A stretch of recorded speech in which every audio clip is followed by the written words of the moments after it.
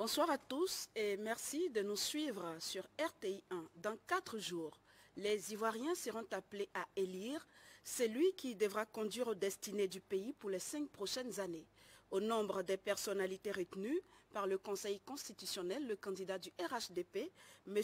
Alassane Ouattara, représenté sur ce plateau ce soir par son directeur national de campagne en charge du projet de société.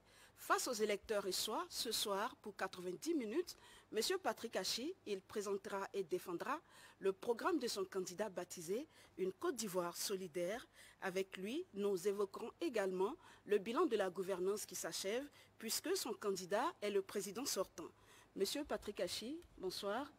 Bonsoir. Et merci d'avoir accepté notre invitation. Merci. Alors, je ne serai pas seul à vous interroger, vous en êtes rendu compte.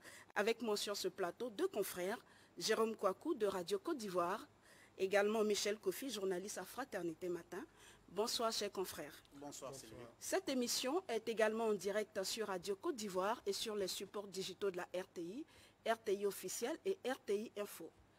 Monsieur Patrick Achi, comme je l'ai dit tantôt, vous représentez le candidat Alassane Ouattara du RHDP.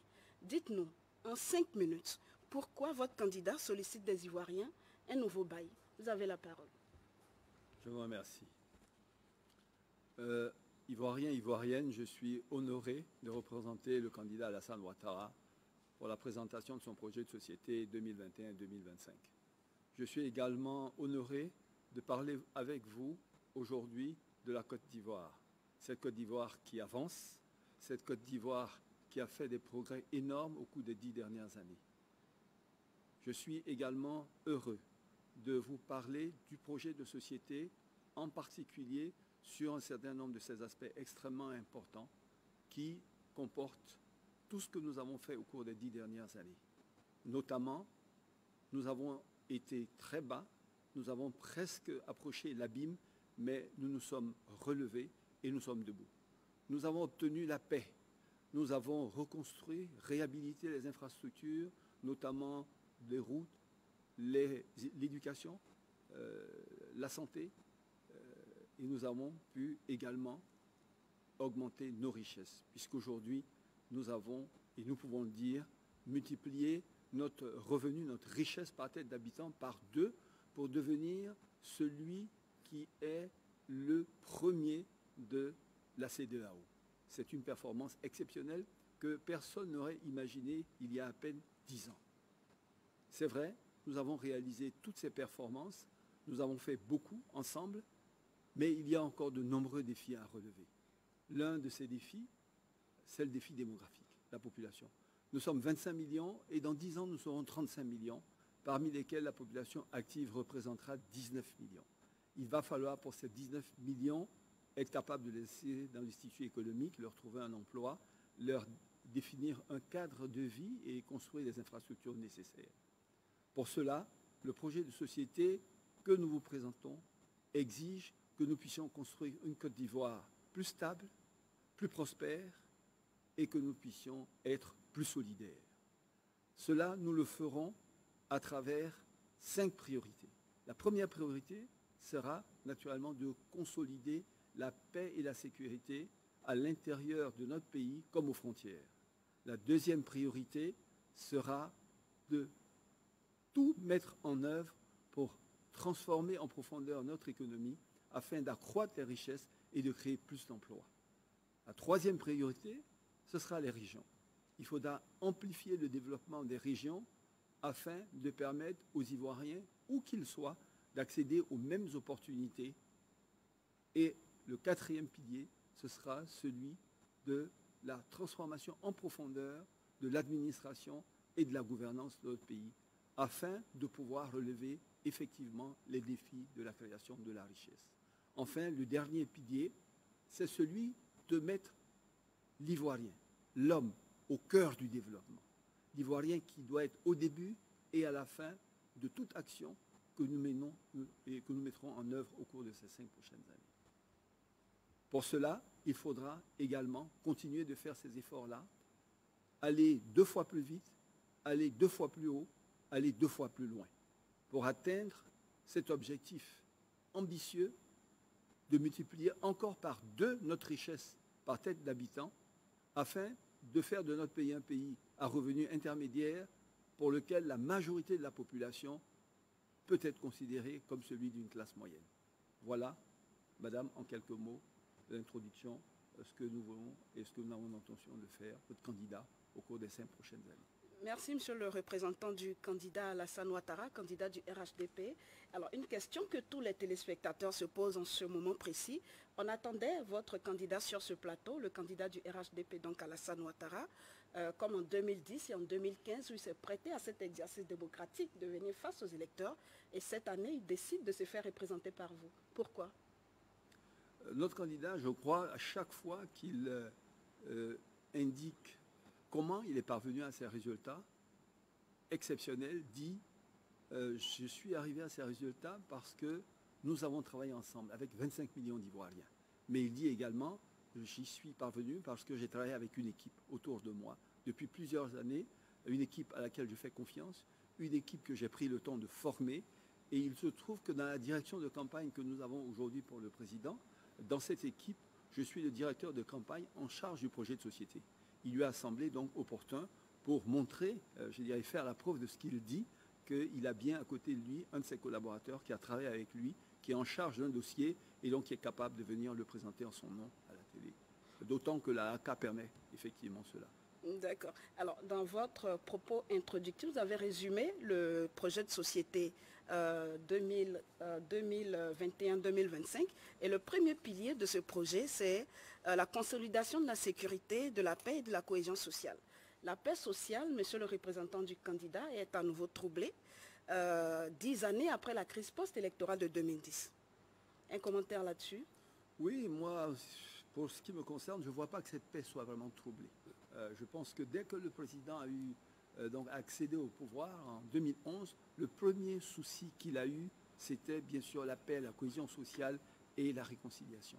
Il a créé donc la CDVR, vous le savez, avec la CONARIV, et à travers cela, identifié la plupart des personnes qui avaient été touchées, qui devaient donc indemniser, et il a mis en place un fonds de 10 milliards pour pouvoir les indemniser. 40% de ces fonds ont été décaissés pour pouvoir indemniser ceux qui avaient perdu des aides chères déjà, et le reste du processus continue. Mais au-delà, il a également cherché à tout faire pour que toutes les personnes qui étaient réfugiées rentrent. Le ministre en charge donc, du dossier est allé dans plusieurs pays de la sous-région et a réussi à convaincre de nombreux d'entre eux de rentrer. Aujourd'hui, on estime que pratiquement 99% d'entre eux sont rentrés. Un certain nombre d'entre eux, effectivement, avaient posé quelques conditions pour rentrer, qui étaient des conditions de sécurité juridique. Et pour cela, il a pris une loi d'amnistie qui a permis de tous ces amnistier. Et on peut dire qu'il en reste peut-être à peine 3 ou 4 000. Et ceux qui ne sont pas rentrés, en réalité, ils mènent aujourd'hui une vie dans ces pays où ils sont. Soit ils ont une nouvelle vie professionnelle, soit ils ont une nouvelle vie de famille. Donc ils estiment qu'ils sont heureux là où ils sont. Et qu'il leur est loisible de venir ici quand ils veulent, mais on estime que cette mission est accomplie.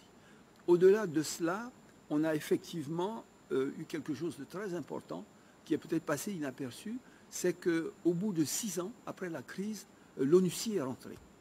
Quand vous regardez, pour que cette institution-là décide de partir, c'est qu'elle estime les conditions de vie normale, de retour à la vie normale, de paix, de quiétude sociale et de cohésion sociale sont atteintes.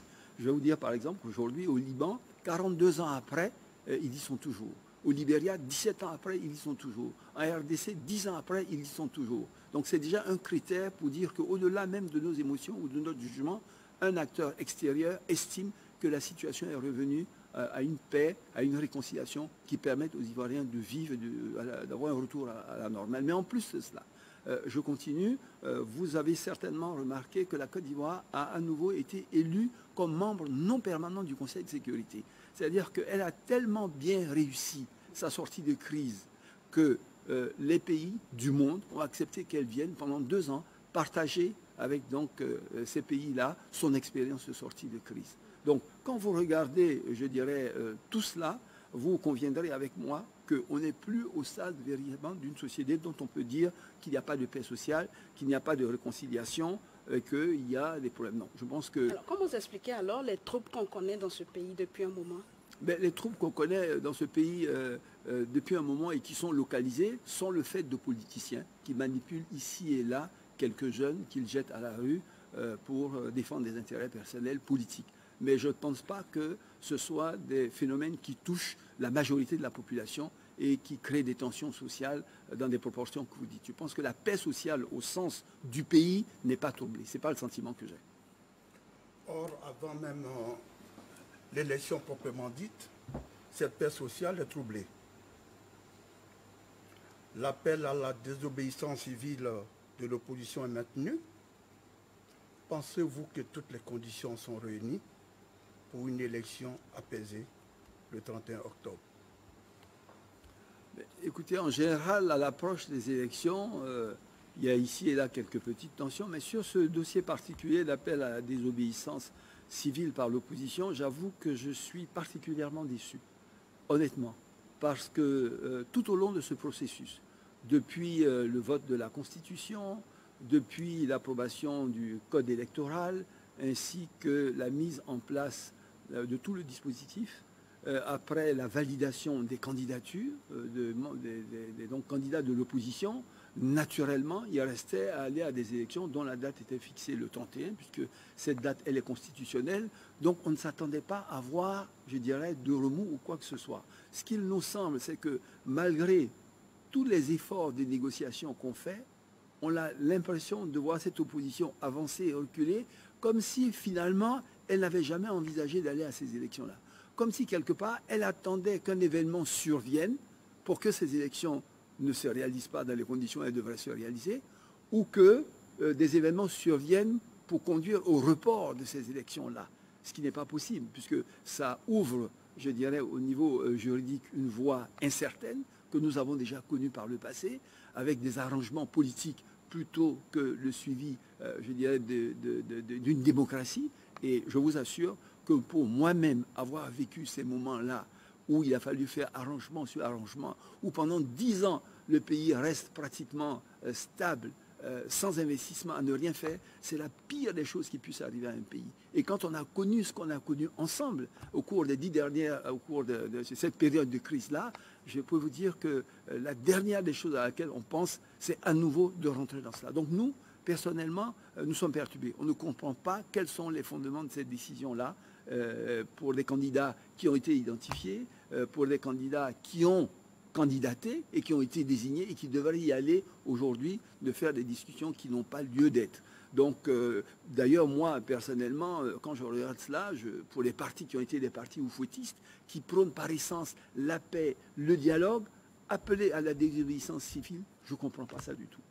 Voilà, donc ce sont mes commentaires. La conséquence, c'est que sur plus de 7 millions d'électeurs inscrits, jusqu'au 26 octobre, c'est-à-dire à 5 jours du scrutin, seulement 41% des électeurs ont effectivement retiré leur carte selon la commission électorale indépendante. Est-ce que ces chiffres poussent à l'optimisme? Alors, 41%, c'est vrai, ça peut être vu sous plusieurs angles. Ce que je sais, c'est qu'aux dernières élections, à peu près à la même période, à un jour près, le taux de retrait devait être autour de 55%. Donc c'est vrai que quand on le compare comme ça de façon brute, on a l'impression que le taux au cours de cette élection est un peu plus faible. Mais on peut le prendre autrement. Comme vous le dites, ici et là, il y a eu quelques tentatives pour empêcher les électeurs d'aller paisiblement, les Ivoiriens d'aller paisiblement retirer leur carte. On peut considérer que cela a joué donc sur le taux que vous donnez. Mais à la réalité, si je suis un électeur, j'ai la faculté, le jour de l'élection, d'aller et de retirer ma carte à l'intérieur du bureau de vote. Donc, même si je ne le retire pas avant, ça ne veut pas dire qu'on doit interpréter cela comme un manque de ma volonté d'aller voter. Donc, cet indicateur-là ne peut pas représenter le taux de participation. Moi, je dirais même d'ailleurs qu'avec tous ces tentatives d'empêchement, si 41% des cartes ont déjà été retirées, et que pour le reste, les cartes qui sont là-bas, les populations pourront, le jour du vote, aller les retirer et voter sur place, moi je pense qu'on a des raisons d'être optimistes, que le taux de participation sera élevé. En tout cas, ça traduit au moins le fait que c'est aujourd'hui 41%, c'est près de 2 800 000, donc 3 millions d'électeurs qui sont déjà désireux d'aller voter. Je crois que c'est un bon signe. Les Ivoiriens veulent aller voter, les Ivoiriens veulent la paix, les Ivoiriens veulent la quiétude, Les Ivoiriens ne veulent plus vivre ce qu'ils ont déjà vécu. Et à mon avis, vous serez surpris le 31 octobre de voir le taux de participation, à quel point les Ivoiriens et les Ivoiriennes veulent tourner la page, je dirais, noire de leur histoire pour poursuivre, je dirais, le chemin radieux que le président Alassane Ouattara a commencé à leur faire emprunter. Alors, Monsieur le ministre, les actions de l'opposition que j'ai isolées mettent tout de même à mal la cohésion sociale. Si demain votre candidat est élu à la tête de la Côte d'Ivoire, comment compte-t-il recoller les morceaux, puisque la cohésion se fissure petit à petit? Comment finalement réconcilier les Ivoiriens? Est-ce que ce n'est pas devenu un impératif, cette réconciliation? Moi, je pense que honnêtement, il faut séparer deux choses. Il y a la cohésion sociale, il y a l'entente, il y a la réconciliation entre les Ivoiriens qui vivent au quotidien, qui vont au travail ensemble, qui vont au marché, qui vont dans des activités de loisirs, etc. Pour ceux qui vivent aussi bien dans les zones urbaines que dans les zones rurales, moi en particulier, dans ma fonction de président de conseil régional, au quotidien, je suis avec ces populations-là, je ne vois pas, quand je les approche, quand ils sont amenés à me faire des doléances, je ne vois pas que le sujet permanent qui les préoccupe soit un sujet de réconciliation. Ils ont des projets qu'ils veulent qu'on les aide à faire. Ils ont des soucis sur la réhabilitation de leur route, de l'eau, de l'électricité, etc. Je pense que la question de la réconciliation est une question des politiques, de la classe politique.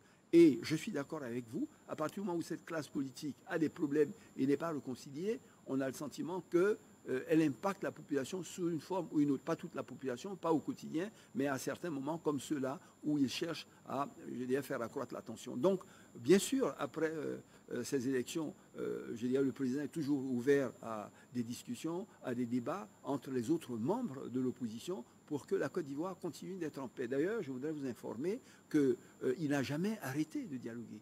Il n'a jamais arrêté d'être ouvert sur ces questions de discuter. Si vous avez suivi récemment les tours qu'ont fait les institutions comme l'ONU, la CEDEAO ou l'Union africaine, qui sont venus ici pour essayer justement de poursuivre le dialogue et de poursuivre les échanges, le président est resté toujours ouvert. Ils ont même poussé pour que des efforts soient faits et le président était prêt à faire des concessions, en particulier concernant la CEI. Ils ont été attendus, ils ne sont pas venus. J'ai même cru entendre, et je pense qu'il y avait une rencontre prévue, le chef d'État en parlait dans le cadre d'une interview qu'il a fait il y a quelques heures, sur une rencontre entre lui et le président Bédié, pour pouvoir continuer, je dirais, à discuter pour que la Côte d'Ivoire, les élections se passent en paix, que tout se passe bien avant, pendant et après les élections. Vous promettez donc que ce sera un pas important de votre programme à venir? Oui, je pense que, c'est ce que j'ai dit, ça a toujours été, dès sa prise de fonction, en 2011, jusqu'à aujourd'hui, le président a toujours été préoccupé de ce que la paix et la cohésion sociale soient un axe majeur de sa politique.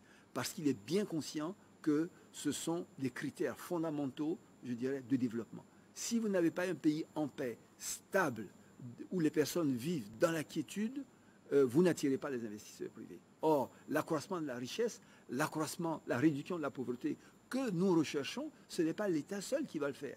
C'est parce que le privé va venir. Donc, attirer le secteur privé, développer, je dis, votre pays, c'est être capable de le maintenir dans la paix, dans la stabilité, dans l'entente.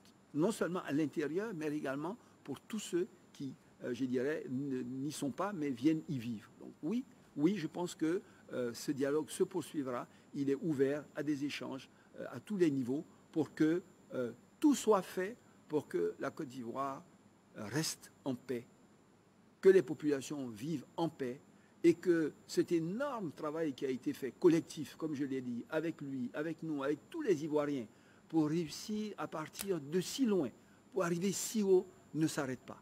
Pour nous, mais également pour les générations futures. On leur doit ça. Et il sera capable de faire tous ces efforts. Il a la volonté de faire tous ces efforts. Donc, ce dialogue se poursuivra, je peux vous le confirmer. Monsieur le ministre, vous l'avez indiqué tantôt, au plus fort de la crise, des milliers d'Ivoiriens ont quitté le pays pour se retrouver ailleurs, soit exilés ou réfugiés.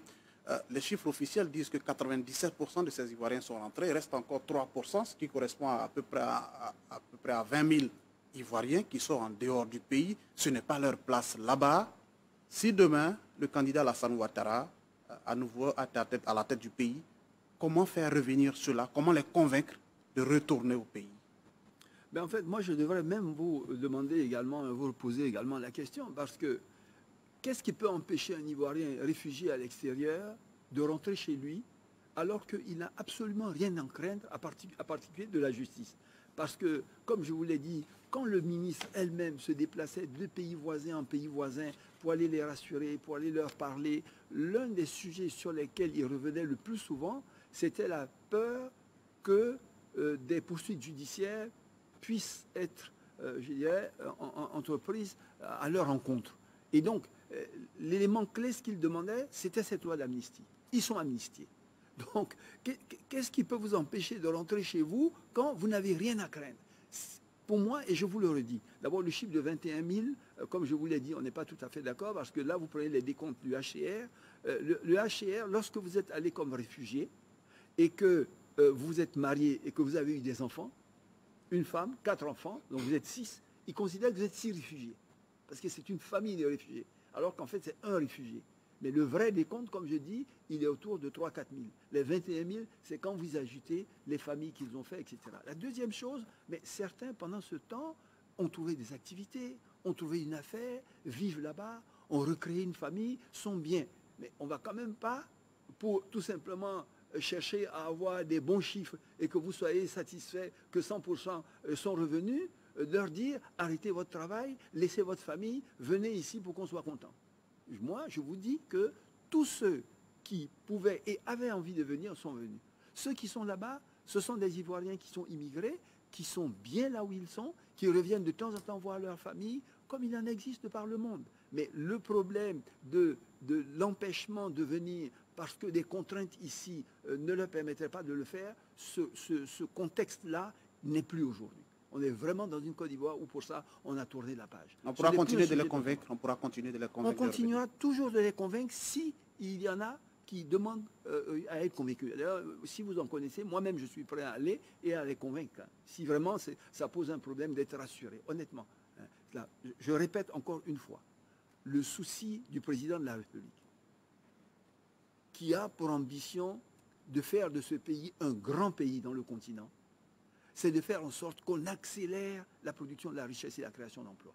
Et vous ne pouvez pas le faire tant que vous n'avez pas un environnement de paix, de stabilité, de cohésion sociale. Donc c'est un souci permanent. Chaque fois que quelque chose peut remettre cela en cause, il est ouvert et prêt à tout dialogue afin qu'on arrive à cette situation. Monsieur le ministre, un sujet sur lequel les Ivoiriens vous attendent sûrement, c'est bien le retour des leaders politiques. Je parle là de l'ancien président Laurent Gbagbo, je parle aussi de Guillaume Soro et de Charles Blé Goudé. Le président veut absolument que la Côte d'Ivoire demeure en paix et que nous puissions continuer notre marche. Ce sont des personnalités importantes pour la Côte d'Ivoire. Demain, comment les convaincre, les rassurer qu'ils peuvent regagner la mère patrie? Ben, là également, je crois que le président, à l'issue d'une interview récente sur ces questions-là, a exprimé des positions claires et sans ambiguïté. Je pense que ça a été largement repris dans la presse et vous devez connaître ses positions. En ce qui concerne, pour en dire quelques mots, le président Laurent Gbagbo, il est dans une procédure d'appel. À l'issue de cet appel, le président a dit qu'il était tout à fait ouvert à des discussions et à prendre des initiatives pour que le président Gbagbo rentre, comme ancien chef d'État, ça ne posait aucun problème. En ce qui concerne Guillaume Soro ou Blé Goudé, ils sont sous le coup de condamnation, ben la justice suivra son cours. Voilà ce que je peux dire. D'accord. Alors, monsieur le ministre, toujours dans le temps de la cohésion sociale, donc de la réconciliation, il y a un volet très important qui est la réparation des victimes des différentes crises que le pays a connues. Alors, il y a eu des indemnisations on va dire, de victimes, mais il y a également un gros lot qui concerne les personnes qui ont perdu des biens pendant cette crise-là. Est-ce que quelque chose est prévu? Est-ce qu'on est prêt à démarrer enfin cette phase d'indemnisation? 300 000 personnes, c'est exactement ce que relève le fichier de la CONARIV. Exact. Je pense qu'il y a eu effectivement beaucoup de discussions sur ce sujet.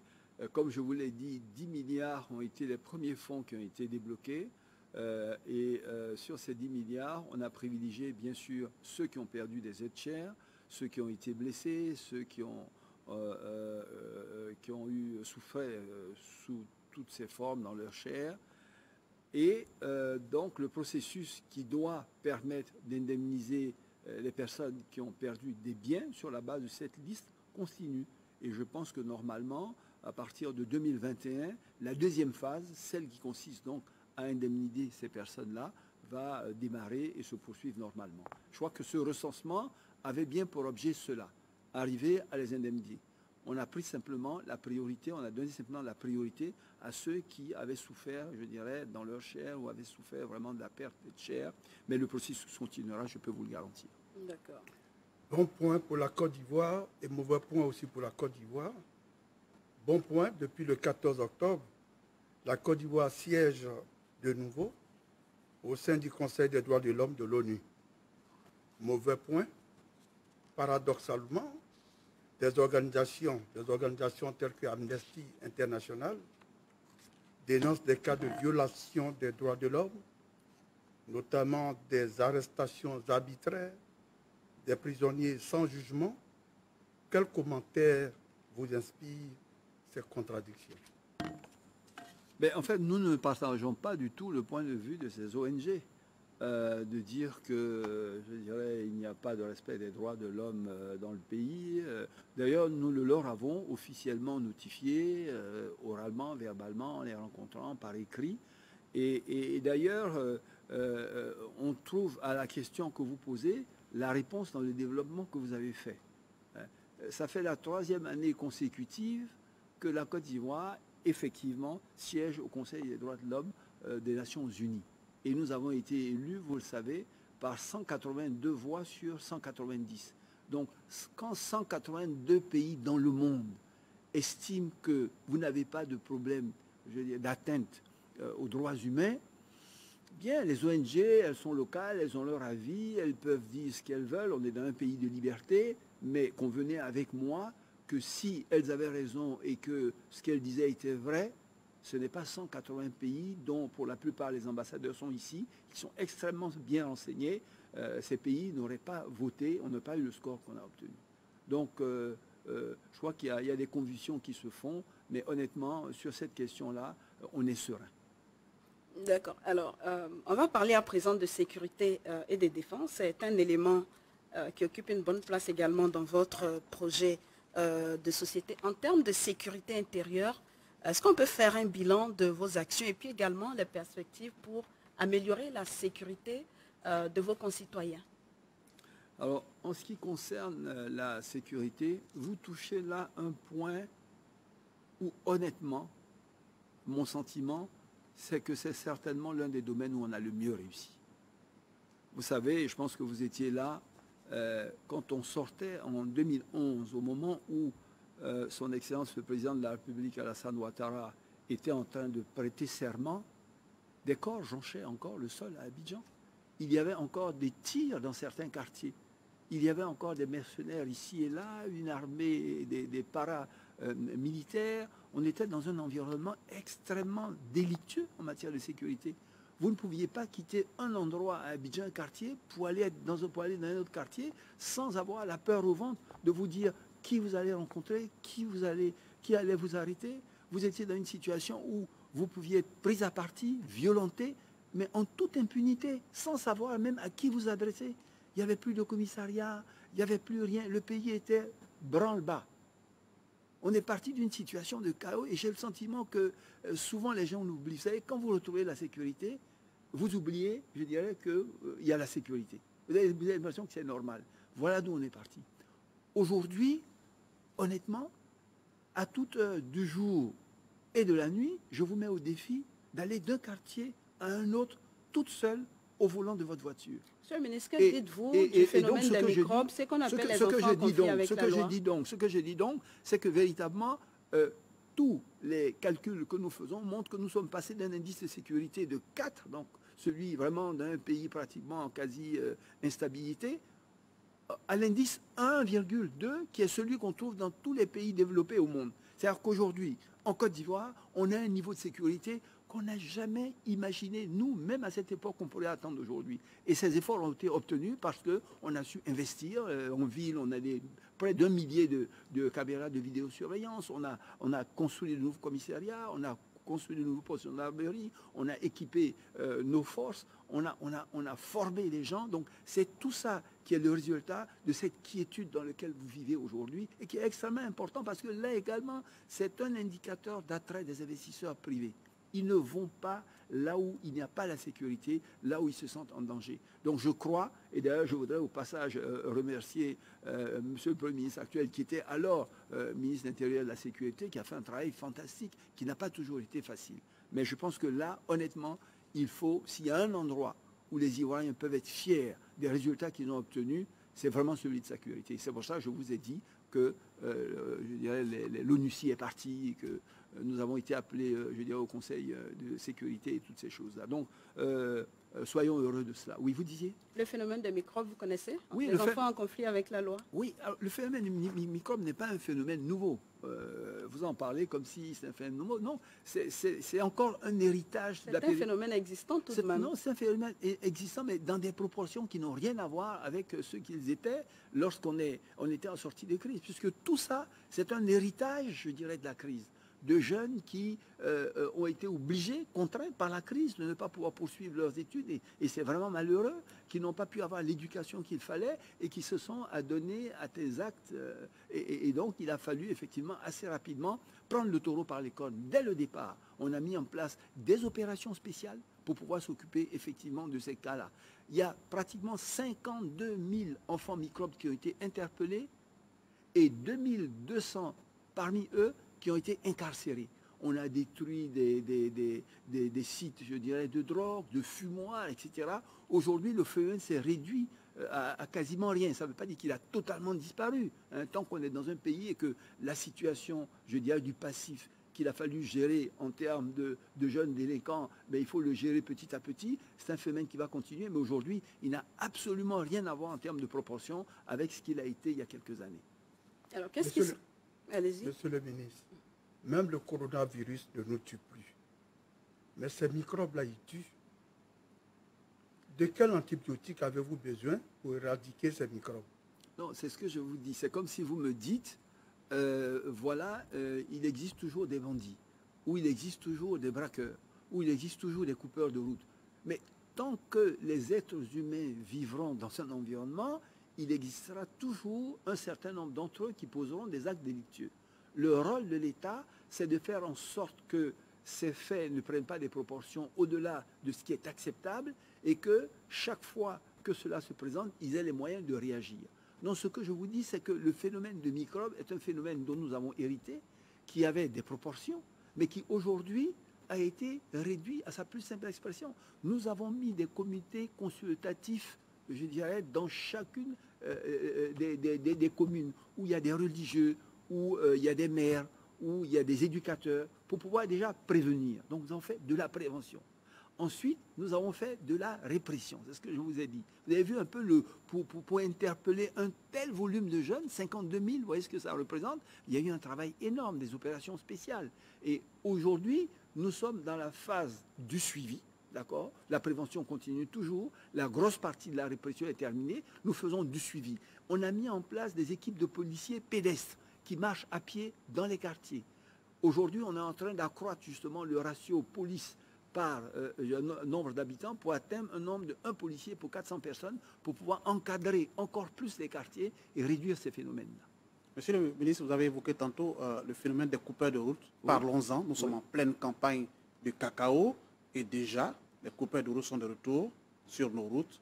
C'est la grosse crainte des producteurs, c'est de se faire dépouiller. Et cela arrive chaque jour. Comment contrer le phénomène des coupeurs de route sur nos routes? C'est vrai, vous avez parfaitement raison sur cette question qui est importante pour nos populations en fonction des cycles agricoles. Je dirais que ce soit le coton, le café, le cacao, l'anacarde, etc. Chaque fois qu'il y a transaction financière, soit achat ou vente, donc on soit en période, je dirais, de récolte, les bandits choisissent donc des voies ou des zones pour aller commettre, je dirais, ces forfaits, coupeurs de route. On en a parfaitement conscience. On a une carte qui identifie sur l'ensemble du territoire national, en fonction des spéculations, les zones à risque. Et là également, nous réalisons des opérations spéciales. Il y a quelques années, c'est-à-dire 2012-2013, on comptait en moyenne sur l'année entre 16 et 17, précisément 7,5 attaques de coupeurs de route par mois. On a mis donc en place des équipes spéciales avec des moyens adaptés et avec un programme d'intervention qui a permis de 2013 à aujourd'hui d'arriver à une moyenne de 2,7 par mois. Comme vous le savez, sur ces questions de sécurité d'ailleurs, c'est pour vous montrer à quel point c'est l'un des secteurs prioritaires pour lesquels le président a accordé toute son attention. C'est le premier organe rattaché à la présidence qui a été créé, c'est le Conseil national de sécurité. Au début, donc juste à la sortie de la crise, ce Conseil national de sécurité qui comprend tout, je dirais, les forces de défense et de sécurité, donc les corps confondus, le Conseil présidentiel, le Premier ministre et les ministères sécuritaires clés, donc ce Conseil-là, se réunissait toutes les semaines pour faire les statistiques sur chaque type de délit, les coupeurs de route, les braquages, etc. Et aujourd'hui, il se réunit tous les mois. Tous les premiers jeudis du mois, à la présidence de la République, nous avons la réunion du Conseil de sécurité où les sécurocrates viennent nous présenter la situation des statistiques sur tous les types de délits. Et on regarde les courbes, est-ce que c'est monté, est-ce que c'est descendu, quelle opération faut-il entreprendre, etc. Donc je vous dis, sur les coupeurs de route, on a des opérations spéciales, on a des équipes qui sont spécialement formées, on a acheté des équipements pour cela. Aujourd'hui, on a des drones qui permettent également de surveiller justement ces zones-là à certains endroits. On a énormément investi dans la technologie. C'est ce qui fait notre force aujourd'hui en matière de sécurité, que ce soit l'informatique, que ce soit les vidéocaméras, que ce soit la technologie, que ce soit la police scientifique. On a aujourd'hui des équipements pour lesquels on n'a rien, je dirais, à envier à des pays développés et qui donnent des résultats patents. Donc, je me résume, coupeur de route 2012, 16,5 par mois, 2019, 2,7 par mois. Les investissements vont se poursuivre dans ce secteur là? Oui, mais les investissements forcément vont se poursuivre. Vous parlez justement de sécurité intérieure. Ouais. Sur la sécurité, ils vont forcément se poursuivre en équipement. Comme je vous le dis, l'objectif, il y a des ratios. Si vous voulez pouvoir obtenir un niveau de sécurité suffisant, vous êtes obligé d'avoir un certain nombre, par exemple, de policiers par population. L'objectif qu'on veut, c'est d'avoir un policier pour 400 habitants, par exemple, donc dans les années à venir. Donc, il va falloir recruter des hommes, il va falloir former des hommes, il va falloir équiper des hommes, et c'est des investissements importants qu'on fait dedans, parce qu'on a bien conscience, comme je vous le dis, qu'un des facteurs clés d'attrait des investisseurs privés, c'est la sécurité. C'est vrai pour les populations qui y vivent, je dirais, mais dans l'analyse qui est faite, comme vous savez, les grandes fortunes, je dirais, de par le monde, qui cherchent à investir leurs ressources dans des pays, dans les critères qu'ils prennent pour pouvoir décider où ils vont, la question de la sécurité vient certainement en numéro 1. Donc ce que nous le faisons pour nous-mêmes, pour nos populations, mais dans le cadre de la stratégie que nous développerons tout à l'heure sur le développement du secteur privé et l'attrait des investisseurs privés, c'est également un facteur déterminant. Donc nous continuerons l'investissement vraiment dans ces secteurs-là pour pouvoir rester dans les standards où nous sommes aujourd'hui, donc ne pas aller au-delà de entre 1 et 1,2% en termes d'indice de sécurité. Autre forme d'insécurité qui a un visage plus hideux, c'est le terrorisme. Quelle est votre stratégie pour lutter contre ce phénomène qui met à mal la stabilité nationale, sous-régionale et mondiale? Je suis d'accord avec vous, c'est l'un des visages peut-être les plus hideux, je dirais, qu'on connaisse au monde, d'attaque. C'est quelque chose d'ignoble, d'injuste, et nous l'avons vécu malheureusement, et nous en sommes conscients, d'autant que nous vivons cela, sinon dans notre pays, mais au quotidien, à notre frontière. Ça veut dire que ça constitue pour nous une menace qu'il faut juguler. Vous savez, dans ces domaines-là, la première chose, c'est d'abord la prévention. Et la prévention, c'est le renseignement. Si vous n'êtes pas renseigné, et que vous devez découvrir le phénomène lorsqu'il survient, il est trop tard, et quels que soient vos moyens, les conséquences sont en général plus graves. Donc aujourd'hui, on fait de la coopération de renseignement avec les pays voisins, voilà, qui eux également font face à ça. Et cet échange d'informations-là nous permet, je dirais, d'avoir une connaissance parfaite des mouvements, de où ils sont, de qu'est-ce qu'ils font, etc. Donc coopération sous-régionale, également au niveau de la CEDEAO, au-delà des voisins, il y a, je dirais, des organes qui ont été mis en place pour qu'on partage l'information. La deuxième chose, ce sont des opérations conjointes à nos frontières, c'est-à-dire avec les forces militaires des autres pays et les nôtres, nous menons régulièrement des opérations. Pour certaines, elles sont publiques, connues de vous. Pour certaines, elles sont secrètes, mais régulièrement, on mène des opérations conjointes, je dirais, à nos frontières pour maintenir, je dirais, cette surveillance. Et troisièmement, nous menons également des opérations en interne parce que un certain nombre de lieux, comme les forêts ou certaines forêts classées, sont des lieux de prédilection, je dirais, de naissance et d'éclosion de ces mouvements-là. Et si vous n'y prêtez garde et qu'ils prennent un certain volume, après, ça devient difficile à juguler. Donc, c'est tout cela qu'on fait. Et là également, ça a requis l'acquisition de moyens importants. Il faut avoir des moyens aériens, des hélicoptères de combat, des hélicoptères de transport de troupes, des avions de surveillance, des drones spécialisés. On a énormément investi dans la sécurité des Ivoiriens.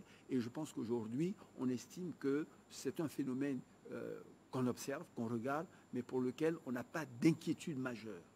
D'accord. Alors, Monsieur le ministre, on va passer à, on va dire, votre sujet de prédilection, les questions économiques, également les questions de société. Alors, votre programme 2021-2025, il est axé sur la solidarité. Alors, qu'est-ce qu'une Côte d'Ivoire solidaire et pourquoi maintenant une Côte d'Ivoire solidaire? Alors, une Côte d'Ivoire solidaire, c'est un terme générique qui contient beaucoup de choses. Mais je pense que ce qu'il faut retenir d'important, c'est le constat, c'est l'analyse et le constat que nous avons fait. Je vous disais tout à l'heure que le président a regardé attentivement les performances que nous avons été à même de réaliser au cours des 10 dernières années, qui sont des performances exceptionnelles, reconnues par toutes les instances, je dirais, nationales, mais surtout du monde. Et il a dit, on doit continuer, mais on doit continuer pour aller plus loin. On doit continuer pour aller plus loin, pour juguler un certain nombre de défis qu'aujourd'hui, déjà, on commence à percevoir. On est 25 millions d'habitants aujourd'hui, Sylvie. Dans 10 ans, on sera 35 millions d'habitants, dans lequel 19 millions, ça sera la population active. Mais si vous n'avez pas 19 millions d'emplois, si vous n'avez pas des infrastructures de santé, d'éducation, pour pouvoir servir les besoins de base de ces 19 millions de personnes, vous créez les conditions d'une explosion sociale qui crée les tensions, qui crée ceci. Souvent d'ailleurs, on parle de coexistence pacifique, on parle de tensions, mais en fait, pour finalement parler de problèmes d'emploi, de problèmes d'insécurité. C'est-à-dire les jeunes aujourd'hui, pour certains qui n'ont pas des emplois, vous leur donnez quelques billets, ils sont prêts à tout faire. Chaque fois que dans une société, vous avez presque le plein emploi et que les gens ont un niveau de vie décent et un confort auquel ils aspirent, vous avez très peu de troubles, vous avez très peu de tensions. Donc, à la fin de la journée, vous comprenez bien que ce défi, il doit être relevé. Donc, le projet de société dit quoi? Il dit, je vais avoir 19 millions de personnes qu'il va falloir bien sûr insérer. Il faut que dès aujourd'hui, je commence à y réfléchir parce que ce n'est pas au moment où on le découvre qu'on le règle. Il faut que chaque acte que je pose aujourd'hui adresse cette question-là.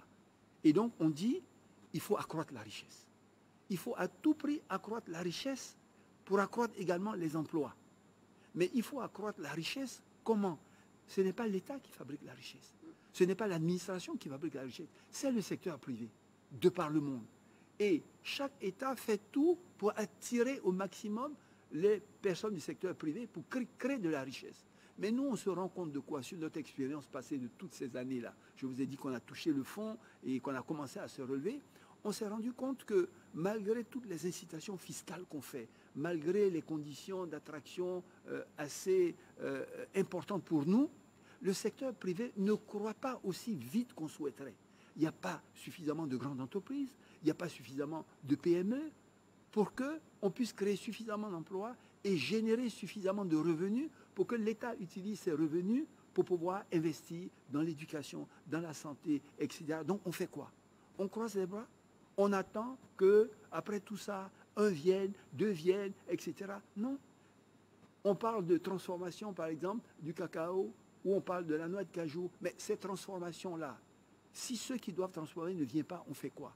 Alors on a été voir un peu. Dans un certain nombre de pays qui, il y a environ 40, 50 années en arrière, étaient à peu près au niveau de développement économique où nous étions, et qui, 50, 60 ans après, sont bien au-devant, je dirais, de nous en termes de résultats et de performance. Et à quelle conclusion nous sommes parvenus? C'est que si l'État ne s'investit pas plus dans le soutien, l'appui au développement de ces petites entreprises et de ce secteur privé, mais il ne va pas croître à la vitesse qu'il faut pour absorber tous ces emplois-là. Donc le changement majeur, le changement de cap, ce que nous on a appelé dans le projet de société, le changement de paradigme, c'est de dire, écoutez, les missions que nous avions par habitude, qui étaient des missions régaliennes, construire les routes, mettre de l'eau, de l'électricité, nos missions naturelles, former des hommes, les soigner, si on ne fait que ça, et qu'on regarde le secteur privé et attendre qu'il croisse, ça ne va pas suffire. Il faut que nous-mêmes, on aide le secteur privé à croître. Et ça, ce sont des exemples qu'on peut vous donner. Tiens, je vais vous donner un exemple. Vous mangez vous avez bien les carpes brisées, la tchéké, vous mangez ça. Comme tout Ivoirien. Comme tout Ivoirien, d'accord. Alors, ces carpes brisées, pour certaines, pour la plupart d'entre eux, viennent d'Asie ou du Brésil, congelés. C'est des cartons congelés que vous achetez, non? Au port, en général. Voilà. Mais est-ce que vous savez que pour certains pays, le Brésil par exemple, c'est en Côte d'Ivoire qui sont venus il y a 40 ans chercher les alevins de carpe. Ils sont retournés avec. Ils ont développé une véritable industrie, je dirais, du poisson.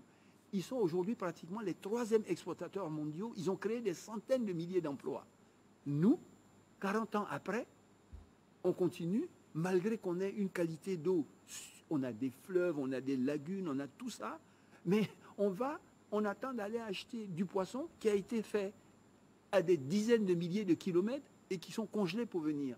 Si l'État dit, j'attends que le secteur privé de l'aquaculture se développe, mais on y est. Dans 3-4 ans, on y est. Parce que, en fait, ce n'est pas bien compliqué. Il faut trouver des alevins.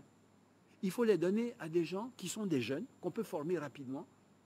Il faut leur donner quelques enclos sur un fleuve, sur une lagune. Il faut qu'ils aient la possibilité d'avoir des aliments à donner à ces alevins. Et puis, au bout de 6 mois, ils ont une carpe. Et cette carpe, ils peuvent la vendre. Donc, quand vous regardez ça, vous vous rendez compte que c'est tout un écosystème. Parce que celui qui produit les alevins, il est du secteur privé.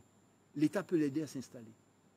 Celui qui nourrit le poisson et le fait grandir, c'est une autre entreprise. Il est du secteur privé. On peut lui donner une parcelle d'eau, l'aider à avoir une cage. Celui qui fabrique l'aliment que le poisson doit manger, il a une petite activité, il a une PME. Lui-même, pour fabriquer l'aliment, a besoin de matières premières qui est du maïs. Il achète ce maïs chez un planteur de maïs, qu'on l'aide à s'installer. Vous voyez que vous créez tout de suite un écosystème qui est capable non seulement de couvrir les 200 000 tonnes de poissons qu'on produit aujourd'hui, donc ne plus l'importer, mais éventuellement l'exporter. Et l'État va aussi loin que les aider à commercialiser. C'est-à-dire, moi, je vais dans certains pays où ils importent la carpe, et puis, en diplomatie économique, je dis à mon ambassadeur, écoute, recherche des marchés pour mes privés.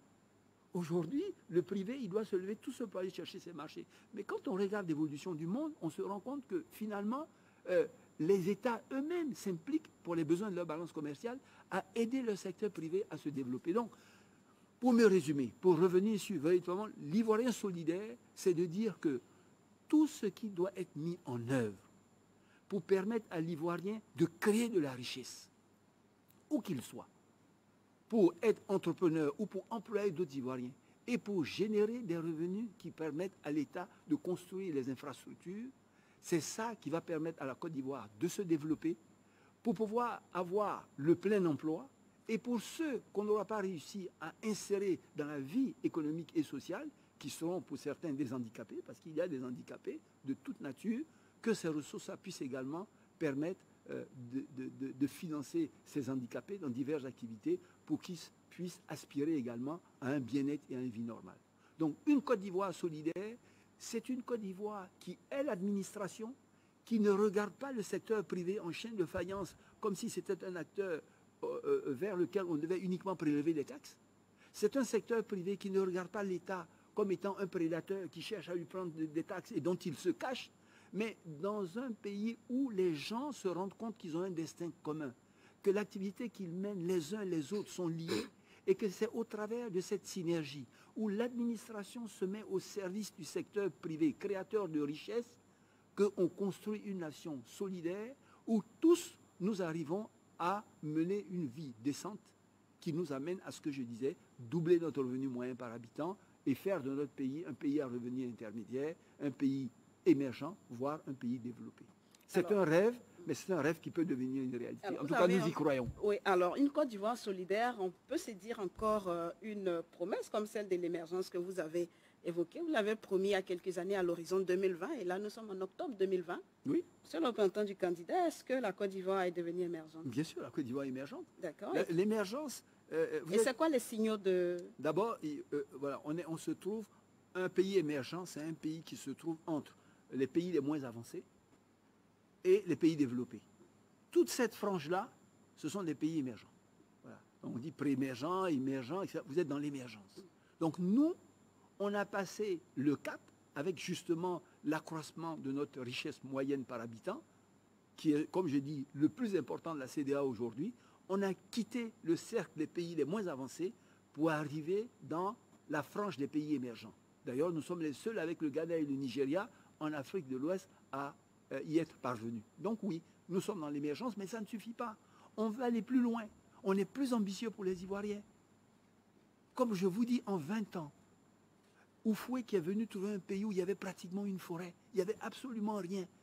20 ans après, quand vous veniez à Abidjan, vous voyez le plateau là, comme vous voyez le plateau aujourd'hui? C'est comme ça que le plateau, avec ses immeubles, ses gratte-ciels, c'est comme ça que le plateau était il y a 40 ans, madame. Et les gens qui venaient de tous les continents des pays africains, quand ils arrivaient ici, ils se demandaient s'ils rêvaient. Du Maghreb, à part l'Afrique peut-être du Sud, en Afrique de l'Est, les gens avaient l'impression de rêver. Mais Oufoué y a cru. Oufoué a rêvé.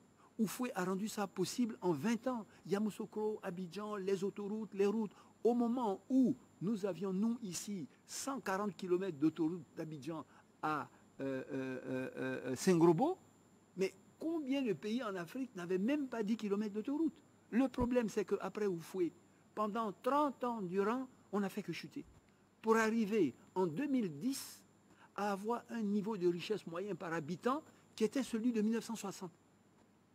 C'est-à-dire au moment où Oufoué arrivait, le niveau de richesse moyen par habitant qu'il a trouvé et où il nous a fait monter, on a trouvé le moyen tout seul, en 30 ans, de tomber plus bas que jamais, en 2010. Et c'est de là qu'Alassane Ouattara a relevé le pays et qu'en l'espace de 10 ans, il a réussi à doubler cette richesse moyenne par habitant. Mais si on a pu le faire en 10 ans, il faut qu'on soit plus ambitieux.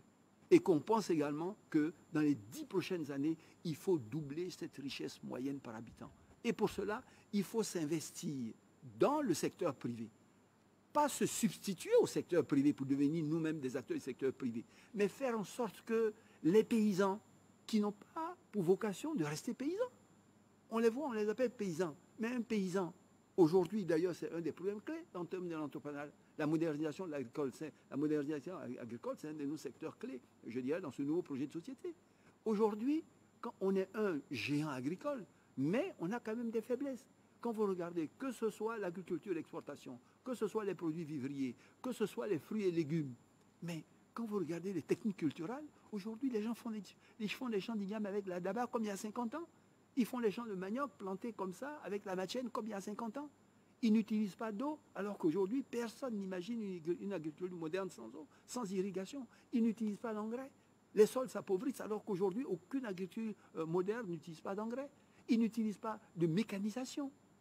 Donc aujourd'hui, rien que dans ce secteur-là, vous êtes capable, dans tous ces secteurs-là, de faire des paysans, des fermiers, des PME, créateurs de richesses, créateurs d'emplois, dignes, fiers, générant des revenus et capables de contribuer à la richesse de leur pays. C'est ça notre ambition.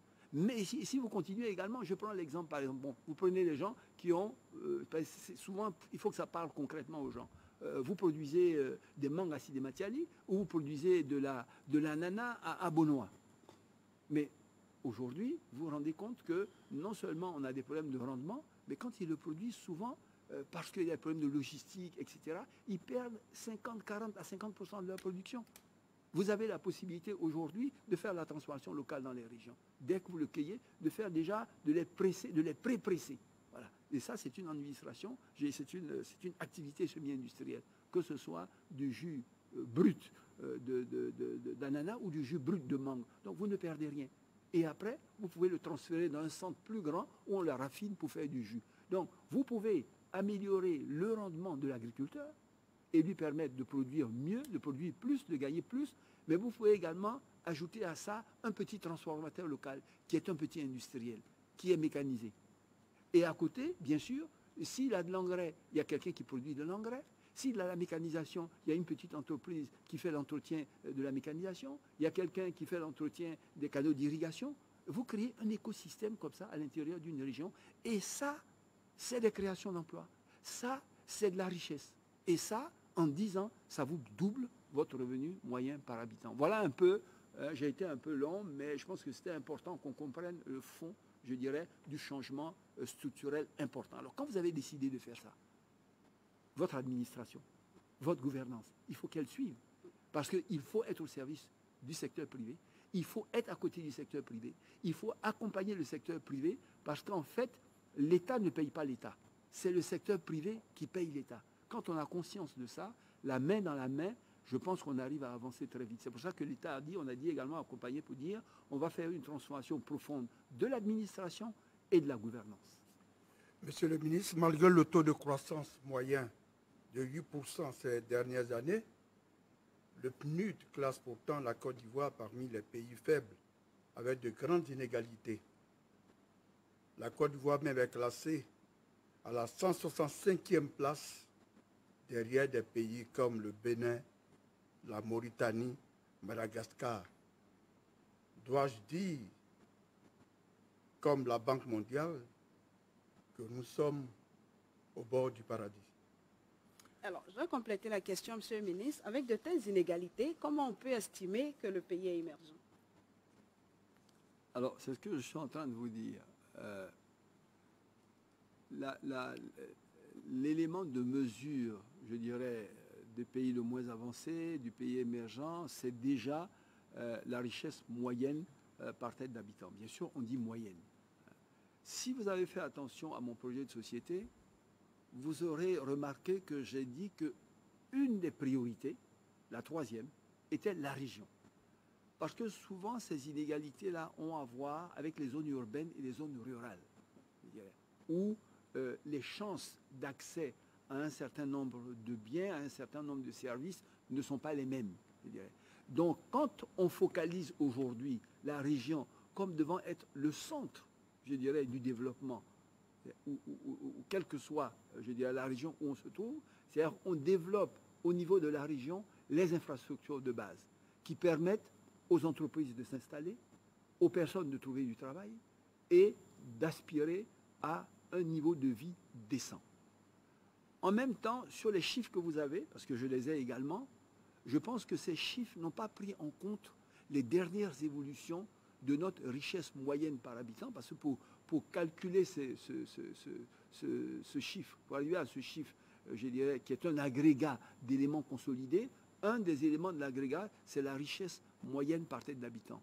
Si vous mettez à jour la richesse moyenne par tête d'habitant, vous allez voir que nous avons progressé en termes de rang. Mais nous-mêmes, estimons que nous pouvons faire plus, que nous pouvons faire mieux. Voilà. Donc, oui, nous estimons que 8% de taux de croissance en moyenne par an sur les 8 dernières années nous ont fait des bons prodigieux, qu'on ne peut pas être à la fois extrêmement riche et être totalement inégalitaire, mais qu'on n'est pas dans une égalité parfaite et que souvent cela se vit, ces différences-là, entre les milieux urbains et les milieux ruraux. C'est pour ça que le secteur de l'agriculture, sa modernisation et le développement, je dirais, du secteur agricole moderne, aussi bien que le développement des régions, est la priorité des priorités de notre projet société 2021-2025. Quand on analyse votre bilan, on réalise que votre action a été dirigée beaucoup plus vers la réalisation des infrastructures, notamment les routes. Ce qui fait dire à certains Ivoiriens, on ne mange pas la route, ou encore, on ne mange pas de goudron. Au final, pensez-vous que le choix stratégique était le bon? Alors, pour reprendre votre boutade, je dirais que les mêmes Ivoiriens disent qu'on ne mange pas la route, mais c'est la route qui vous fait manger. Voilà. Et si vous voulez, je pense que ça aussi, c'est un élément important. Il y a des choses comme ça qui se disent, c'est vrai, on le laisse, mais il y a des moments où vraiment il faut faire un peu de pédagogie et essayer, avec, je dirais, tous les acteurs de la société, bien comprendre, je dirais, le phénomène du développement dans son ensemble. Les trois piliers sur lesquels le président Oufoué a assis son développement au cours des 20 premières années qui l'ont amené au miracle, c'était l'agriculture, c'était le capital humain, donc les ressources humaines, et c'était les infrastructures. Parce que quand un privé doit venir s'installer, lui, il peut venir avec son usine. Mais ce n'est pas lui qui va faire les routes qui mènent à son usine ou à son champ. Ce n'est pas lui qui va amener l'électricité. Ce n'est pas lui qui va amener l'eau. Ça veut dire que si vous voulez développer votre pays, si vous voulez donc développer son secteur privé, puisque c'est lui qui est créateur de richesses et d'emplois, vous devez d'abord développer vos infrastructures, qui sont quelque part, voilà, le soubassement. C'est comme si vous construisez une maison, la fondation, ce sont les infrastructures. Parce que si vous n'avez pas d'infrastructure, vous n'avez pas de développement de secteur privé, vous n'avez pas de richesse, et vous n'avez pas de ressources qui vous permettent de vous occuper de l'éducation et de la santé. Parce que l'État n'est pas là et l'argent ne tombe pas du ciel. L'État lui-même tire ses ressources du secteur privé. Donc s'il ne concourt pas au développement de ce secteur privé, il prend son argent où pour faire autre chose. Or, construire la route, construire l'énergie, construire l'eau, c'est ça qui amène le secteur privé qui amène la richesse, secteur privé qui amène les emplois, secteur privé qui amène les ressources pour l'État et qui permet à l'État de se développer. Donc je crois qu'il faut garder ça en esprit. C'est pour ça, quand je vous disais tout à l'heure, je faisais une introduction, je vous disais, dès qu'on est sorti de la crise, un des premiers axes du président, qui est un fin connaisseur de ces principes de développement, a dit, remettons à niveau notre infrastructure le plus rapidement possible. Vous savez qu'on est resté, quand je vous dis qu'on est tombé si bas, qu'est-ce qui s'est passé? C'est que pendant 30 ans, non seulement on n'a pas accru en développement, mais on n'a même pas été capable d'entretenir ce que Oufoué a fait. Aujourd'hui, vous voyez certaines infrastructures qui, il y a 40 ans en arrière, avaient une allure qui n'ont absolument rien à voir aujourd'hui. Ce retard-là, il faut le rattraper. C'est pour ça qu'on dit qu'il faut aller 2 fois plus vite, 2 fois plus loin, 2 fois plus haut. Si on va à une vitesse normale, on n'y arrivera pas. Et tous ensemble. Donc oui, les infrastructures sont nécessaires. Moi, je vous dis, parce que j'ai été ministre des Infrastructures, donc en tant que ministre des Infrastructures, je peux vous dire que pendant des années, je sillonnais le pays, je rencontrais les populations ici et là, et vous savez, j'ai été extrêmement frappé par une chose. Ça m'a toujours surpris, parce que j'avais en charge l'eau et j'avais en charge les routes. Quand j'arrivais dans un village où il n'y avait ni eau, ni électricité, ni route, et que je disais aux populations, de quoi vous avez besoin? Vous savez ce qu'elles me répondaient? Non. La route. Aussi par hasard. J'ai dit, mais vous n'avez même pas d'eau. Ils disent, non, on peut se débrouiller, on va au village. Mais la route, c'est notre source de production de richesse. Parce que si notre piste est fermée, on ne peut plus aller au champ. Si on ne peut plus aller au champ, on ne peut plus produire, on ne peut plus venir vendre, on n'a pas d'argent, on ne fait rien. Donc, dans nos besoins, c'est la route qui est primordiale. Si on n'est pas capable de faire notre culture, d'évacuer notre culture, ben on reste dans la pauvreté. Donc c'est vrai que de loin, on vit en ville, on voit le goudron comme une route qu'on prend de la maison pour aller au travail, pour revenir. Non, la route est un instrument de développement et la population rurale le sait. Quand le président fait ces voyages-là, vous faites partie de ces voyages quelque part à l'intérieur, ces voyages d'État, 2-3 jours, où on remet à niveau les voiries, les routes. Mais quand vous regardez les populations, elles sont en liesse et dans une joie. Donc les populations, elles ont cette connaissance pratique, je dirais, du développement. Et pour elles, la route, le goudron, c'est ça qui donne à manger. Alors, monsieur le ministre, sur le goudron, hein, je pense que les téléspectateurs nous en voudraient de ne pas poser cette question. Alors, c'est vrai que beaucoup a été fait en matière d'infrastructure, mais aussi il y a des critiques sur la qualité. Vous êtes un technicien de la route, vous avez fait plein de routes. Alors, sur la qualité du bitume, certains qualifient même, enfin, certains raillent le bitume qui a été posé, on le qualifie de bitume biodégradable. Comment est-ce que vous expliquez cela? Oui, je l'ai entendu, Bon, d'abord, Est-ce que la qualité est un facteur dont vous tenez compte de la construction bien de ce route? sûr, la qualité est un secteur. Mais d'abord, quel intérêt d'aller faire une route qui va se dégrader? Il n'y en a aucun intérêt. Voilà. Mais je crois que les gens, quelquefois, font de l'excès. C'est-à-dire que j'ai peut-être fait, je ne sais pas moi, 5 ou 10 000 kilomètres de route. S'ils trouvent à un endroit un problème qui touche 500 mètres de route, ils prennent des photos, ils postent ça sur le net et ils disent, voilà, tout le travail est biodégradable. Ça ne se passe pas comme ça. Plusieurs facteurs peuvent expliquer, je dirais, cela. Un premier facteur, c'est que souvent, il y a des zones dans lesquelles on construit, je dirais, des routes pour lesquelles on évalue le trafic. C'est-à-dire, on dit ici, il y a 500 voitures qui vont passer par jour. Ou bien on dit ici, cette route-là qui va à l'intérieur, les camions vont passer, ce sont des camions qui auront 13 tonnes à charge. Mais ce qui se passe, c'est que dans les quartiers où vous êtes, très rapidement, pour des problèmes d'urbanisation, les gens se retrouvent à avoir pas 500, mais 1500, 2000 véhicules jour. Mais la structure de la chaussée n'a pas été dimensionnée pour ça. Donc normalement, il faut réinvestir pour mettre une autre couche. Pour peu que vous le fassiez, vous avez un problème. La deuxième chose, je dirais, ce sont les camions. Vous avez des camions, un problème de surcharge. On construit une route pour porter un camion qui doit avoir 13 tonnes à l'essieu. Les gens font le double du poids. Et ça fait que la route se défonce plus rapidement. C'est pour ça qu'on a mis, je dirais, ces mesures-là au niveau régional, de chercher à mettre des stations de pesage, etc. Le troisième phénomène, c'est le phénomène de l'eau. Le premier ennemi de la route, c'est l'eau. Donc, quand on commence à construire une route revêtue, la première chose qu'on fait, c'est de regarder où l'eau va passer, je dirais, pour que l'eau ne vienne pas sur le bitume et ne l'emporte pas. Parce que la force de l'eau est capable d'emporter tout. On met donc des structures d'assainissement. Mais ces structures d'assainissement, elles sont conçues pour avoir une certaine taille. On dit ici, voilà telle quantité d'eau qui va passer parce qu'il pleut comme ça, etc.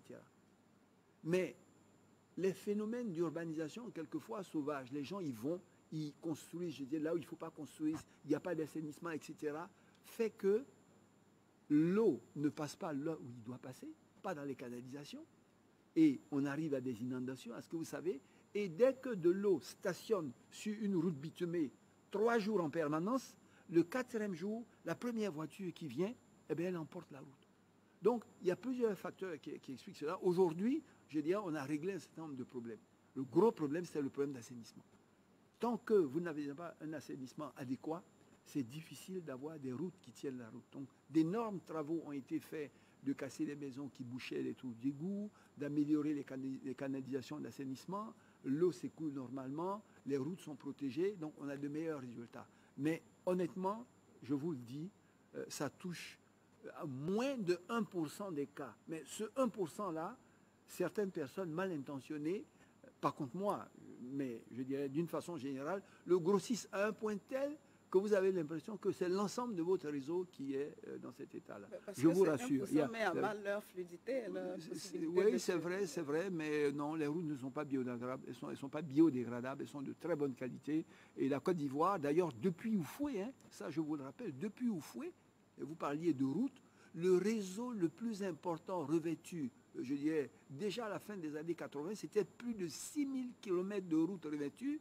Il n'y avait pas un pays du continent qui avait ça, à part l'Afrique du Sud. Donc, sur la question des routes, Oufoué a été vraiment le précurseur, et après lui, je crois, on continue, dans des routes, je dirais, de très bonne qualité, madame, pas biodégradables. Non biodégradables. Allez-y, Jérôme. Monsieur le ministre, vous semblez dire que le choix d'investir dans les infrastructures est le meilleur choix, c'est ce que vous dites. Un rapport de la Banque mondiale que j'ai pu consulter dit que les pays qui choisissent d'investir dans le capital humain gagnent plus que les pays qui choisissent d'investir dans les infrastructures. Quel commentaire? Alors, si vous voulez, bien sûr, quand on a parlé d'infrastructures tout à l'heure, on a parlé essentiellement, on s'est restreint à l'infrastructure routière. Mais en général, quand on parle d'infrastructure, on parle de routes, on parle de ports, on parle d'aéroports, on parle de chemin de fer et on parle d'énergie. Alors c'est vrai, le capital humain est important. Mais quand vous n'avez pas de ports pour pouvoir évacuer vos produits. L'homme compétent qui a fabriqué un produit de qualité, il mange son produit, il garde ça sur lui, comment il fait? Quand vous n'avez pas des infrastructures de base qui vous permettent d'avoir un aéroport performant, si par exemple vous faites de l'horticulture et que tous les jours vous devez envoyer à Rungis ou à Amsterdam des fleurs fraîches coupées, vous faites comment? Peut-être que les deux vont ensemble. L'un ne va pas aller sans l'autre. Mais c'est pour ça que je vous disais que les trois piliers sur lesquels le président Houphouët a fondé le miracle ivoirien, c'est un, l'agriculture, parce que à cette époque-là, il avait de la forêt de façon abondante, et par rapport au marché international, il pouvait avoir des revenus importants pour investir. Et que le deuxième, c'était, je dirais, le capital humain, et que le troisième, c'était les infrastructures, parce que toute cette richesse, puisque vous êtes un pays d'exportation, si vous n'avez pas de route qui désenclave, comment est-ce que vous exportez? Si vous n'avez pas de port, si vous n'avez pas d'aéroport. Donc, je crois qu'il ne faut pas rentrer dans des jugements rapides comme ça. Et puis, il faut faire attention. À un moment donné, je vous disais que nous, aujourd'hui, on est dans un changement de paradigme. Mais quand nous avons eu ces crises à la fin des années 80, et que depuis, l'État se restreint dans un rôle où il ne s'investit pas dans ce qu'ils appellent le secteur marchand, c'est-à-dire le secteur productif.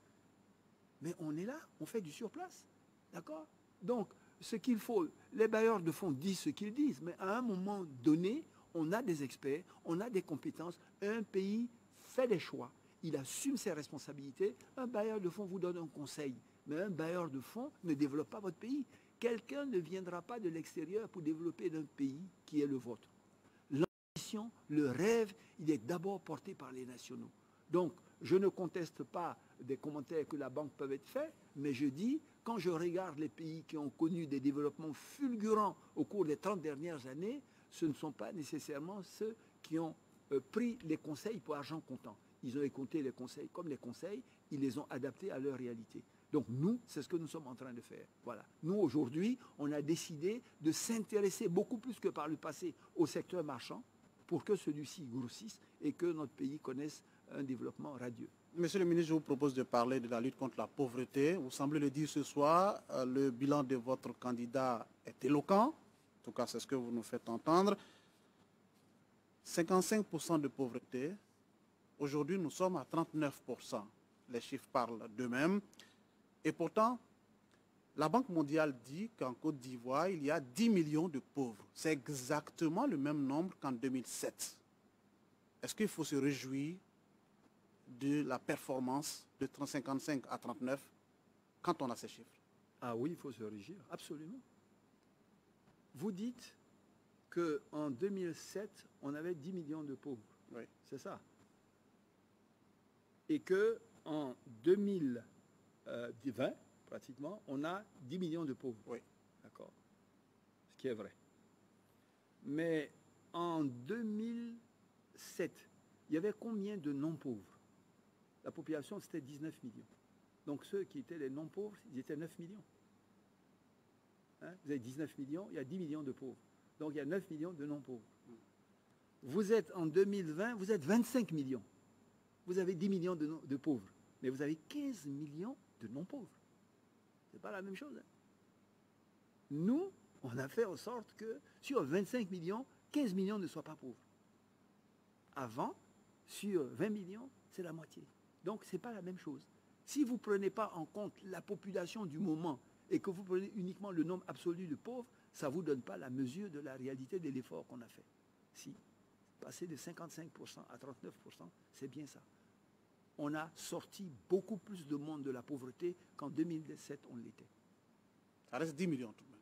Ça reste 10 millions, mais ça reste énorme. 15 millions de non-pauvres. 15 millions, mais c'est-à-dire que si on prenait les mêmes ratios que 2007, aujourd'hui, on aurait 14 millions de pauvres, pas 10 millions.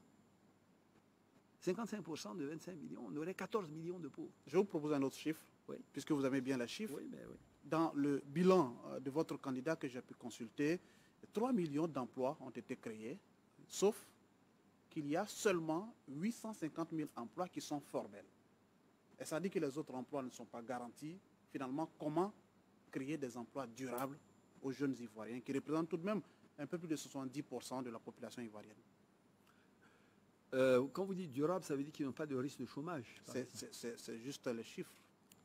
3 millions d'emplois, seulement 850 000 sont formels. Bon, d'abord, un emploi, il n'est jamais durable. Voilà. Un emploi, à tout moment, votre boîte peut fermer, on peut vous vider. D'accord? Donc, il y a des gens qui sont dans le secteur formel, il y a des gens qui sont dans des secteurs qui sont dits non formels ou dans le secteur informel. Ça ne veut pas dire que leurs activités sont nécessairement précaires. C'est un secteur qui échappe à l'État, n'est-ce pas? Mais le secteur échappe à l'État parce qu'un certain nombre de personnes dans ce secteur-là estiment que s'ils se déclarent à l'État, l'État va leur demander des ressources qu'ils ne sont pas prêts à donner.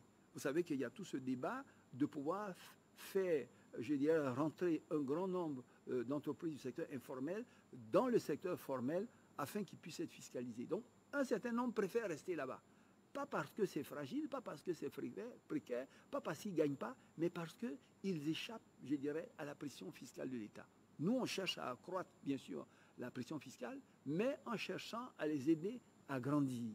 Donc, non, je ne crois pas. On a fait 3 millions d'emplois, dont 850 000 sont dans le secteur formel, mais les autres, qui peuvent être des paysans agricoles, qui peuvent être dans le secteur du transport, des transporteurs, qui peuvent être des commerçants, ne sont pas dans quelque chose qui est préféré. Leur commerce marche bien, ils gagnent bien, ils ne veulent pas se formaliser, ils sont bien comme ça. Et notre débat, justement, c'est ça. Donc je crois que ce raccourci qui dit, s'il n'est pas dans le secteur formel, c'est qu'il est précaire, c'est qu'à tout moment il peut être au chômage, je ne crois pas que ce soit l'analyse. Alors, monsieur le représentant du candidat pour 2021-2025, c'est quoi la stratégie pour sortir le maximum de jeunes du chômage?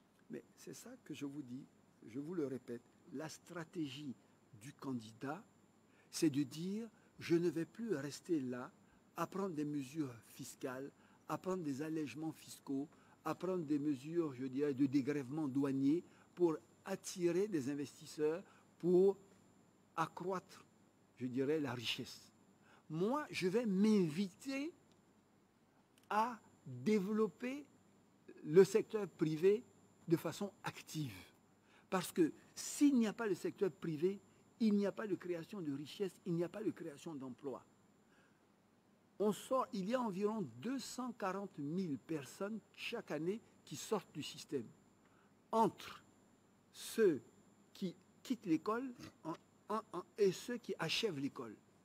Mais sur les 240 000, il faut savoir que l'État, chaque année, ne peut embaucher qu'entre 12 000 et 15 000.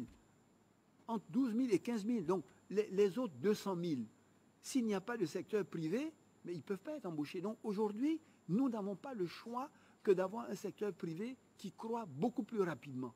Notre ambition pour les 5 ans à venir, c'est de faire mieux qu'on a fait en 10 ans. C'est d'avoir 5 millions d'emplois créés à l'horizon 2025. C'est un rêve, c'est une ambition folle. Donc, on doit, nous, s'investir dans la création du secteur privé. Et je vais vous donner encore un exemple, si vous voulez, parce que c'est bien que les gens voient un peu ce que c'est. Vous prenez par exemple le secteur, je l'ai dit, vous pouvez prendre le secteur du palmier à huile. On a des secteurs. Hein. Dans les palmiers à huile, en 1960, 62, 63, on faisait 300 000 tonnes. La Malaisie faisait 500 000 tonnes. On était voilà, de 1 à 2. 50 ans après, aujourd'hui, la Malaisie fait 20 millions de tonnes, la Côte d'Ivoire fait 500 000 tonnes. Pourquoi? Parce que là-bas, ils se sont investis dans ce secteur privé en essayant de contrôler la chaîne des valeurs. C'est la même chose que dans un secteur comme la transformation du cacao.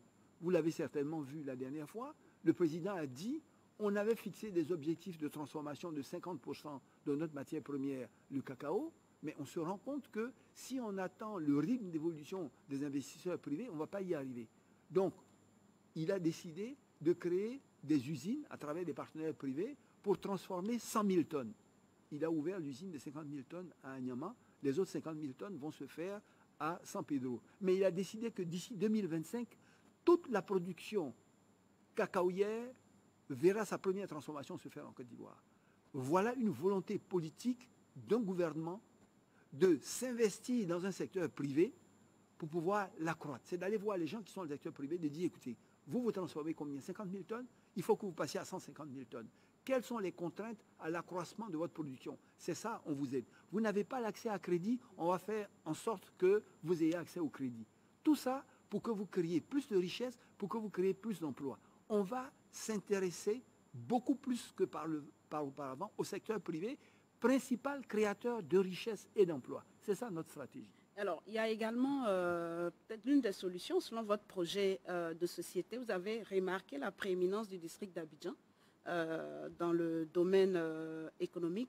Vous comptez améliorer cela pour créer des richesses et encore créer des emplois dans toutes les régions. Donc, éviter que tout cela soit concentré sur Abidjan. Est-ce que vous pouvez nous en dire un mot? Oui, je crois que tout le monde le reconnaît aujourd'hui. Abidjan est une mégalopole qui a atteint, je dirais, ses limites de gestion raisonnables. Plus les villes et mégalopoles deviennent grandes, plus on a des problèmes de sécurité, plus on a des problèmes de circulation. Donc déjà, la première chose, c'est la question du transfert de la capitale. Donc au cours de 21-25, la question du transfert de la capitale va être effective. Un certain nombre d'administrations... Abidjan et Msokro, va être effectif. Donc, on va véritablement transférer une partie de l'administration pour alléger déjà Abidjan. Mais aujourd'hui, plus de 80 à 85% de l'activité économique se déroule dans une seule capitale. Ce n'est pas normal. Voilà. Donc, l'objectif, c'est de développer cela à l'intérieur du pays. Et donc, on a un projet région. Ça veut dire quoi? Ça veut dire que dans chaque région, il faut avoir toutes les infrastructures nécessaires pour que le développement puisse s'enclencher. Il faut avoir, je dirais, des lycées scientifiques, je dirais, d'excellence, des lycées professionnels. Il faut avoir des facultés en fonction des filières dans lesquelles elles sont. Il faut avoir des centres, je dirais, de santé. Il faut avoir, je dirais, des centres, des bureaux, je dirais, d'aide à la création d'entreprises. Il faut avoir toutes les commodités des logements, des transports, toutes les commodités qui en font une petite ville dans laquelle les gens peuvent être intéressés à créer des activités. Une ville dans laquelle on a le sentiment que entre cette ville et Abidjan, on a le même niveau de confort. On circule sur des voies qui sont bitumées, on a un niveau de sécurité, un commissariat, une police qui sont comme si on était à Abidjan, où on a la possibilité d'être connecté au monde en termes, je dirais, d'Internet, etc., où on a toutes les facilités qu'il faut pour pouvoir effectivement créer de la richesse, de façon à ce que les investisseurs ne s'accumulent pas à Abidjan. Que lorsqu'ils viennent, ces secteurs-là aussi puissent les intéresser. On a une armature, je dirais, autoroutière qui est également en chantier, pour lequel, je dirais, au cours des prochaines années, on va poursuivre donc les autoroutes qui sont aujourd'hui en chantier, l'autoroute donc de la côtière, l'autoroute donc de l'Est, l'autoroute qui va vers Lagos, l'autoroute qui à partir de Ndoussi va à l'Ouest. Donc, il y a tout un chantier qui est en cours pour que dans chaque région, dans chaque chef de région, on définisse un standard, je dirais, de ville, de sorte que l'Ivoirien, où qu'il se trouve, ait les mêmes opportunités qu'il pourrait avoir à Abidjan ou ailleurs, qu'il y ait également là-bas des créateurs d'entreprises du secteur privé qui puissent, je dirais, comme je dis, créer de la richesse et créer de l'emploi. Donc ça, c'est vraiment un axe fort, je dirais. D'accord. Monsieur le ministre, on tend vers la fin de cette émission, donc on va aller très rapidement. Allez-y. La lutte contre la corruption, c'est une exigence de bonne gouvernance. La Côte d'Ivoire, notre pays, est classé 106e sur 180 au niveau mondial. C'est un fléau qui continue de gangréner donc l'économie ivoirienne. Quel est le remède? Écoutez, je pense que c'est également une préoccupation qui a été exprimée par le candidat, déjà avec la création de la haute autorité pour la bonne gouvernance. C'est déjà un instrument, un outil pour adresser cette question. On a également, bien sûr, comme vous le savez, la Cour des comptes qui a été créée. Donc, on a les instruments de gestion de ces éléments-là. Mais ce que je vous disais tout à l'heure, dans les différentes priorités que j'ai citées dans le projet de société du candidat, je vous ai dit qu'il y a un objectif de création de richesse qui permet également la création d'emplois. Cela en aidant, en appuyant encore plus que jamais les PME nationales, pour en faire des champions nationaux, mais également les autres entreprises ivoiriennes, de façon à ce qu'on ait plus de richesses et plus d'emplois. Mais on s'est rendu compte de quoi? C'est que dans tous les pays au monde où on a réussi à accélérer la croissance pour atteindre ces objectifs, de multiplier par 2 ou par 3 le secteur privé pour que la donne change complètement en termes de développement, en contrepartie, il y avait une administration efficace et qui respectait les pratiques de bonne gouvernance. C'est pour ça qu'on a dit, il va falloir des changements importants dans notre propre administration, en termes d'efficacité, en termes de proximité du citoyen et en termes de gouvernance. Il y a des choses qui ne pourront plus être acceptées, sinon, ce n'est pas la peine de dire qu'on est en train de développer, d'avoir le projet qu'on est en train d'avoir. C'est là que vous parlez de méritocratie dans votre projet de société. On va passer la parole à Jérôme pour sa question sur la santé. Justement, qu'est-ce que vous feriez, monsieur le ministre, au niveau de la santé? Les Ivoiriens reprochent quelquefois à nos dirigeants d'aller se soigner ailleurs. Comment faire en sorte que les hôpitaux d'ailleurs puissent se retrouver chez nous? Ben écoutez, là, avec moi, vous êtes dans le mauvais exemple, parce que moi, j'ai été atteint, j'ai été touché par le coronavirus. On ne parle pas de vous particulièrement. Non, zénith en général, les plus nantis. Non, je ne suis pas parmi les plus nantis. Bon, mais je veux dire que je suis ce qu'on appelle, je dirais, une haute autorité. Donc, quand vous dites ça, tout de suite, vous pensez à nous. Donc, je vous dis, moi, j'ai eu le corona, je dirais, je me suis soigné ici, avec le professeur Éolier, avec un plateau technique superbe qui s'est bien occupé de moi. J'ai été très malade et moi, ça n'a pas été juste un petit le corona est un cas particulier, vous faites pas vos corona est un cas particulier, mais je vous donne mon cas. Oui, comment améliorer le plateau technique pour que les Ivoiriens... Le plateau technique, quand on parle de plateau technique, on parle bien sûr d'équipements médicaux et on parle de qualité des ressources humaines. Parce que l'équipement vous permet d'avoir un diagnostic, un traitement, mais si l'homme compétent, le médecin expérimenté, sachant n'est pas là, le plateau technique n'est pas complet. Il faut dire qu'au cours des décennies écoulées, le système éducatif a souffert. Le système sanitaire a souffert.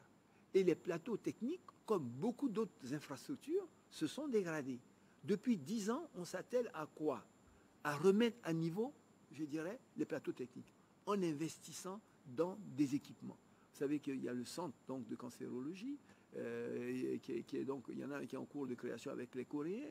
Il y a le centre d'oncologie qui a été fait à Cocody.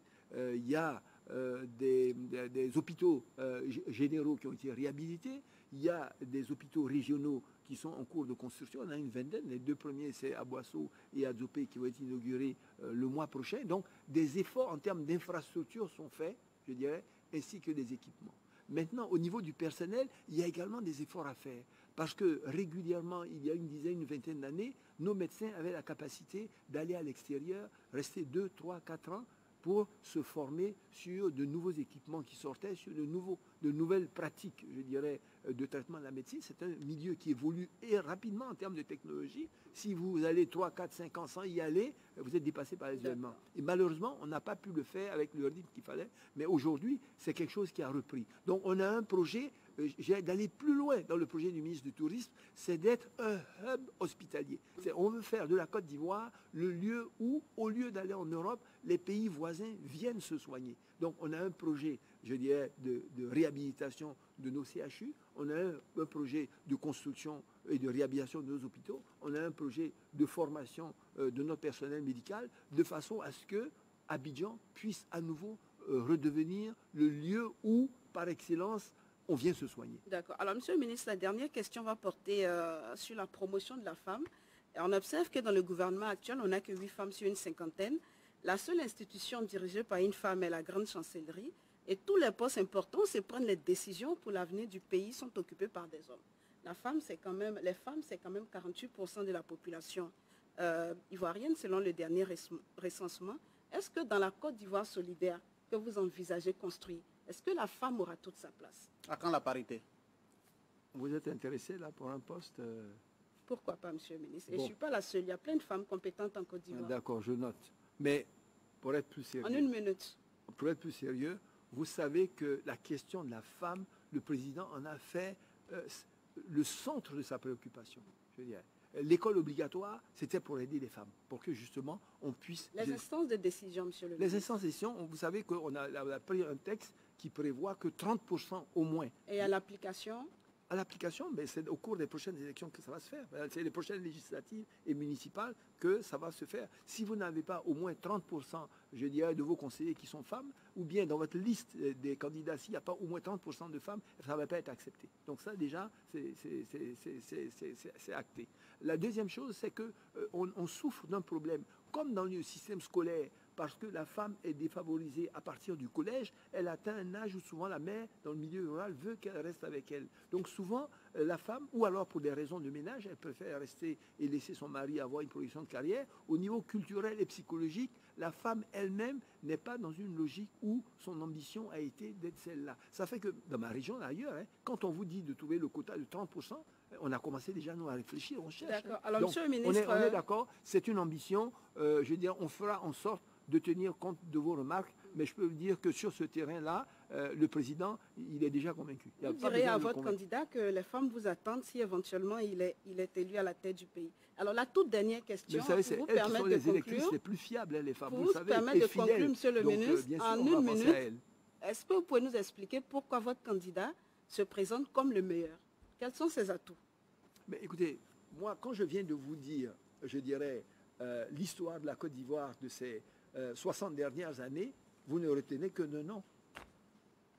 Félix Houphouët-Boigny et Alassane Ouattara. Félix Houphouët-Boigny qui a amené la Côte d'Ivoire, je dirais, au sommet au bout de 20 ans.